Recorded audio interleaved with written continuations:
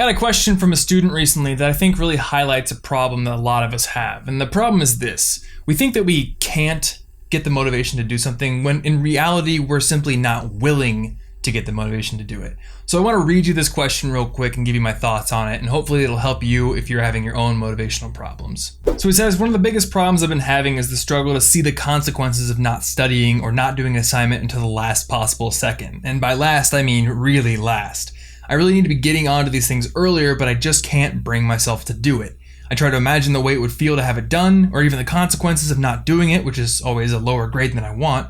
I've just found myself lying around, doing nothing, or literally doing anything else that I could possibly do besides actually working. So one thing he also mentioned in his email is he liked the method I use to force myself to wake up in the morning, how I schedule a tweet to go out at 6:10 that'll give people $5 if I don't wake up on time to delete it.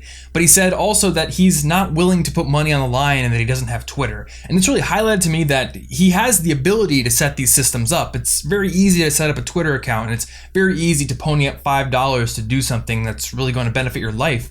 But at this point, he wasn't willing to actually do it.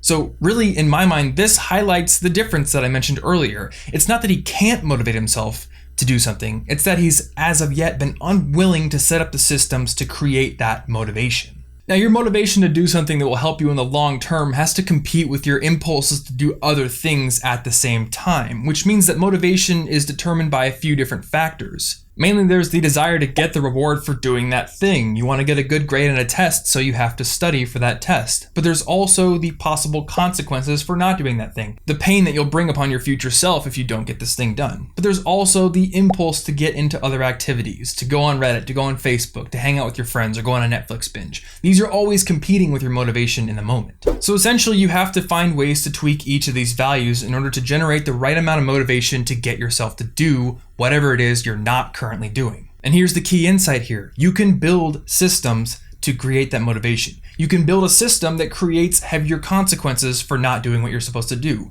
Or you can build systems that give you ancillary rewards in addition to the main reward that's given by the task. You can also set up systems that make it harder to get into those distractions. You can find apps that will block the websites that you don't want to be distracting yourself with. Or you can go to the library so you're not near your friends when they decide they want to go bowling. Now, all these are things that you can do. So the problem isn't that you can't motivate yourself. It's that right now you're unwilling to lay the groundwork and build the systems in order to generate that motivation. The pain or discomfort of not doing what it is you're supposed to be doing has not yet become great enough that you've decided to make a change in your life. This reminds me of a comment that I got recently on that video about my wake-up system. Somebody said that basically it's ridiculous. Nobody should have to threaten themselves to get up on time or to pursue their goals. And yeah, in an ideal world, I agree with that. Ideally, we would be able to generate the motivation we need to do the things that are going to benefit us in the long term. That's what long-term thinking is all about. But we don't live in a perfect world. We don't live in an idealized world where we're always looking to the future. We live in the real world. We live in a world where our impulsive desires in the moment are often the things that rule our minds. So we have to work within those parameters, work within those limitations, and create systems that can help us overcome those impulsive desires.